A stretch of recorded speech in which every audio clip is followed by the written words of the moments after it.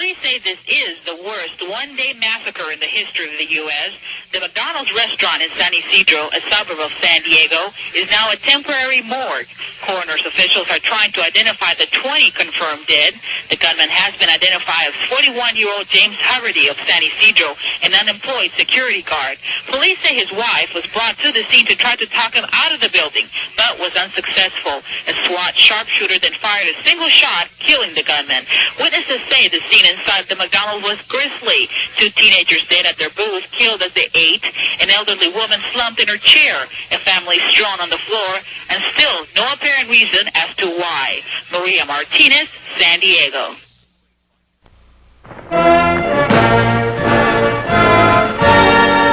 We're number 1 in violence.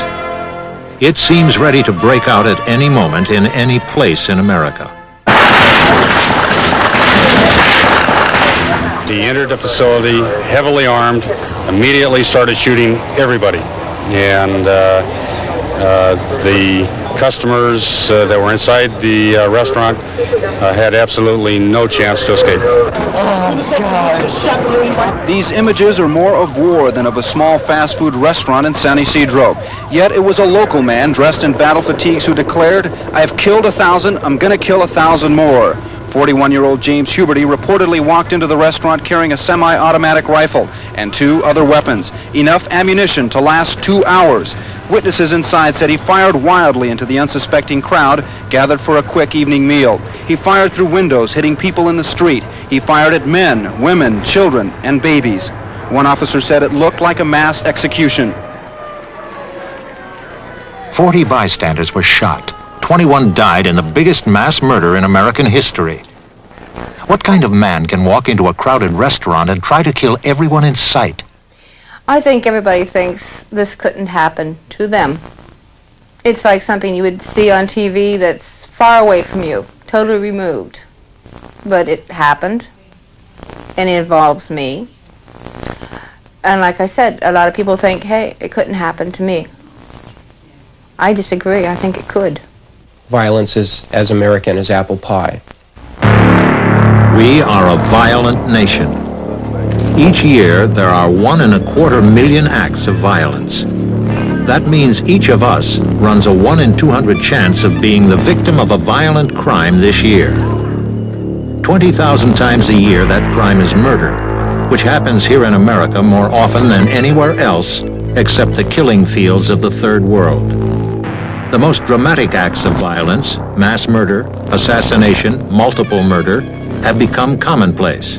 Why? This program examines 3 people who have committed such crimes. Mass murderer James Huberty. Like a McDonald's restaurant. The peculiarly American reaction of frustration and anger led to an outburst of violence of major proportions in San Diego, July 18, 1984. 21 people died in what became the biggest mass murder in American history. The victims were men, women, and children from 8 months to 74 years of age. That day was a Wednesday, a pleasant Southern California day. At 4 o'clock, McDonald's was crowded with 50 people taking an afternoon break when an armed man walked in and began shooting. San Diego Police Lieutenant Paul Liberando. When he entered the building, he had 3 weapons with him. 2 shoulder weapons and a 9mm semi-automatic pistol. I have them here. What did he do? He came in, he had this weapon, which is an Uzi semi-automatic carbine, in his hand. He also had a 9mm semi-automatic pistol. It's a Browning. And he had a Winchester pump-action 12-gauge shotgun with him. When he came in, after ordering the people to get down on the floor, he started firing the weapons. We've determined that the Uzi was his primary weapon. He did most of the firing with that. After a while, he started playing the radio, and he was just shooting around at anything. Me and 3 girls and 2 other friends of mine were back there. You couldn't really tell what he was shooting at because I was in the back. I work in the back. And then everybody just went to the floor. I was back there for quite a long time. After 40 minutes or so, that's when he went back there, and that's when he started shooting at us. And I just started trying to run and stuff. And I couldn't, and I got shot. I went down to the basement after I was shot, and I was hiding in a closet until it was over. He never came downstairs? No. For an hour and 17 minutes, a killer controlled McDonald's and kept 175 police pinned down outside. They didn't have a target. They were totally pinned down. Any movement towards the building may have caused him to indiscriminately shoot and kill other people within the building. It was a sort of a no-win situation at that time. At last, at 5:17 p.m., the police SWAT team got its chance. One officer drew fire at this window. Another on the post office roof fired one shot from his sniper rifle, and the killer went down, shot through the heart. Officer Miguel Rosario went in with the SWAT team. First thing I saw was a lady laying in front of the counter with a 6-month-old baby laying in her lap. And I assume it was a husband laying right next to her.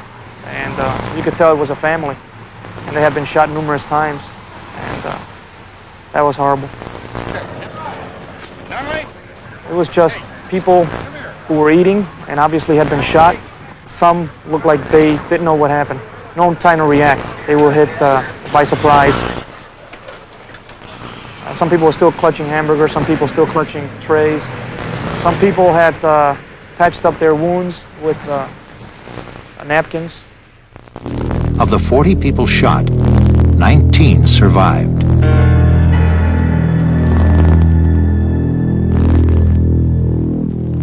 One was high school student Albert Leos. How many times were you shot? 4. What are you angriest about? Well, I just wish I wouldn't have been there at the time. That's there was nothing we could do about it, because it could have happened anywhere. 11-year-old Josh Coleman was coming up the driveway with 2 friends. As you were going toward McDonald's, did you have any idea something was happening there? No. Did anyone yell at you or something? Yeah, from across the street, a man yelled at us. What'd you think? I didn't understand what he was saying. Yeah. Where were you hit? All on my arm, and on my back, and right here. When did you realize that your friends were dead? My mom told me in the hospital. What happened to your friends? They died. All 5? No, 3 of them. 3 girls. When nobody came to help you, what did you think about doing next? Just laying there and wait. And most people talked about trying to play dead so he wouldn't know that they were still alive and shoot at him. Did you think of that by yourself? Mm-hmm. How come? I don't know. It's pretty smart. What do you think? Another young lady who was with a group of 5 people was wounded. All the other people in her party were actually killed. She said that she made the mistake of opening her eyes and looking directly at the suspect. He realized she was alive. He threw food at her, swore at her, and then sprayed her and the rest of her party again with bullets. And at that point, she was wounded a second time, and she really did play dead. At that point, she didn't open her eyes again until the officers arrived. What kind of man could carry out such violence?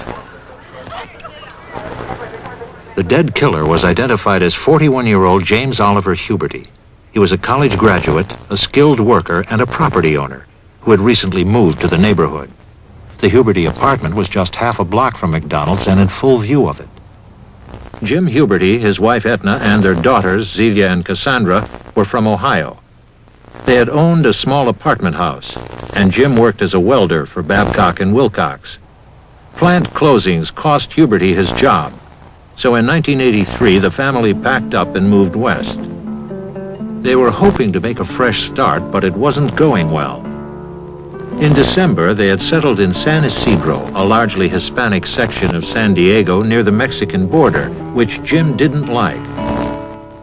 In early July, he lost his job as a security guard, but still the family was far from destitute. That day, July 18th, started well enough. It included a visit to the San Diego Zoo. We'd had a very good time that day. And we went to McDonald's, had chicken McNuggets, French fries, some Cokes. And we went to the zoo.